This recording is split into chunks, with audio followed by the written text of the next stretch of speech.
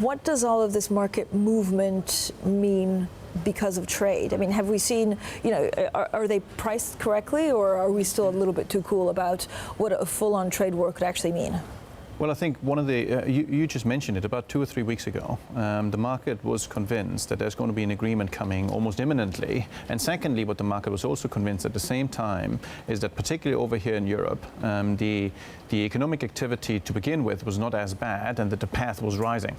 And I think this is sort of the concern for the market, because if we now accelerate the trade war, if we potentially put downward pressure on some of our key trading markets in Asia in particular, this will have, we just heard about secondary effects. One of the secondary effects is going to hit right here.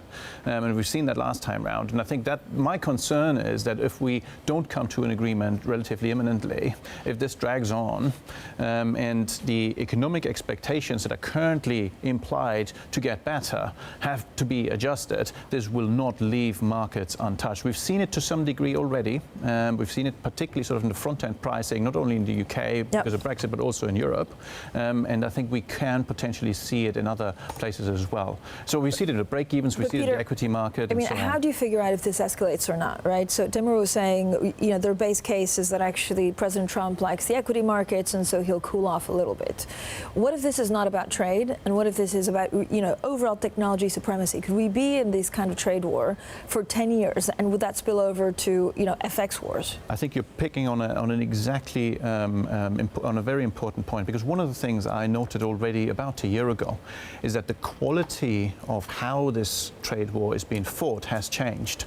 Because previously it was always, okay, you do something that I don't like, I put a tariff on you, thank you very much. And we saw that already in the case of Russia, we saw it in the case of Iran. What has happened now is it changed. It's not only if you do business with somebody that we don't like, you as a third party, you get punished as well.